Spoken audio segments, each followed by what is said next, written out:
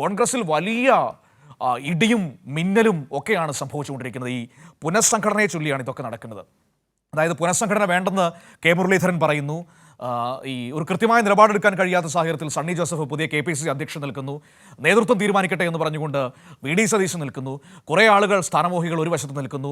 സ്ഥാനം പോകുമെന്ന ഭയത്തിൽ കുറേ ആളുകൾ നിൽക്കുന്നു. അങ്ങനെ വല്ലാത്തൊരു ആശങ്കയിൽ നിൽക്കുകയാണ് കോൺഗ്രസ്. അപ്പോൾ അതിനെക്കുറിച്ച് കൂടി ഈ ഘട്ടത്തിൽ സംസാരിക്കേണ്ടതുണ്ട് എന്ന് എനിക്ക് തോന്നുന്നു. നിർബൻ തിരുവനന്തപുരത്ത് നിന്ന് നമ്മളോട് അതിനെക്കുറിച്ച് സംസാരിക്കാനായി ചേരും. ഇപ്പോൾ നമുക്ക് അതിലേക്ക് കൂടി ഈ ഘട്ടത്തിൽ പോകാം. നിർബൻ, നാട്ടിൽ വലിയ ഇടിയും മഴയും മിന്നലും ഒക്കെയാണ്. അതിനിടയിലാണ് ഈ കോൺഗ്രസിലെ ഭൂകമ്പം. എന്താണ് സംഭവിച്ചുകൊണ്ടിരിക്കുന്നത്? ഉടനെയെങ്ങാനും അവിടുത്തെ ഈ കാലവർഷം കഴിയുമോ?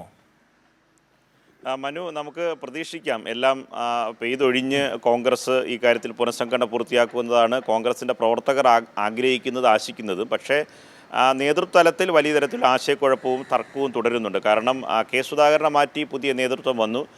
UDFിൻ്റെ കൺവീനറെ തിരഞ്ഞെടുത്തു. 3 വർക്കിംഗ് പ്രസിഡന്റുമാർ വന്നു. പക്ഷേ ഇതിനൊപ്പം സമ്പൂർണ്ണ പുനഃസംഘടന നടത്തണമോ അതോ നിലവിലുള്ള നേതാക്കളെ വച്ച് മുന്നോട്ട് പോകണമോ എന്ന തരത്തിലുള്ള ആശയക്കുഴപ്പമാണ് തുടരുന്നത്. ഇനിയൊരു പുനഃസംഘടന നടത്തുകയാണെങ്കിൽ KPCC ജനറൽ സെക്രട്ടറിമാരെയും KPCC സെക്രട്ടറിമാരെയും മാറ്റി എക്സിക്യൂട്ടീവ് കമ്മിറ്റി KPCC എക്സിക്യൂട്ടീവ് പുനഃസംഘടിപ്പിക്കുക. ഒപ്പം തന്നെ DCC അധ്യക്ഷന്മാരെ മാറ്റുക. അതിന് കേരളത്തിലെ കോൺഗ്രസ് പ്രാപ്തമാണോ എന്ന തരത്തിലെ തർക്കമാണ്. നിലവിലെ KPCC അധ്യക്ഷൻ സണ്ണി ജോസഫിൻ്റെ മുന്നിൽ വലിയ തരത്തിലെ സമ്മർദ്ദം നിലനിൽക്കുന്നുണ്ട്.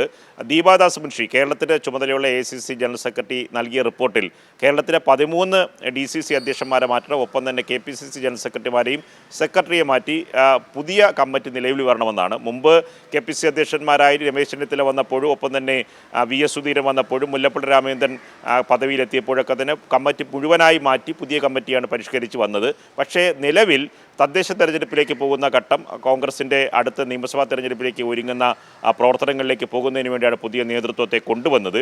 അങ്ങനെ ഒരു ഘട്ടത്തിൽ ഇനി ഈ KPCC ജനറൽ സെക്രട്ടറിമാരെ ഇപ്പോൾ ഒരു കൂട്ടം നേതാക്കളെ പുറത്തേക്ക് വിട്ടാൽ അവർക്ക് പുതിയ പരിഗണന എവിടെ നൽകുമെന്ന തരത്തിലുള്ള ആശങ്കയുണ്ട്. ഒപ്പം തന്നെ താരതമ്യേന ജൂനിയറായിട്ടുള്ള 3 വർക്കിംഗ് പ്രസിഡന്റുമാരെയാണ് ഇപ്പോൾ കമ്മിറ്റി നിയോഗിച്ചത്. അത് ഷാഫി പറമ്പിലും ഒപ്പം തന്നെ മറ്റ് 2 നേതാക്കളായിട്ടുള്ള AP അനിൽകുമാറും വിഷ്ണുനാഥുമാണ്.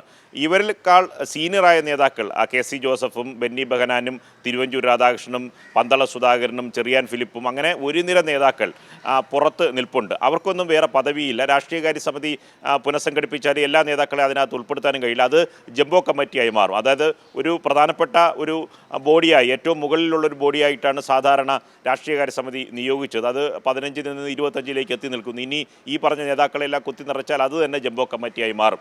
അപ്പോൾ അതിനകത്ത് പുനഃസംഘടന വളരെ അസാധ്യമാണ്.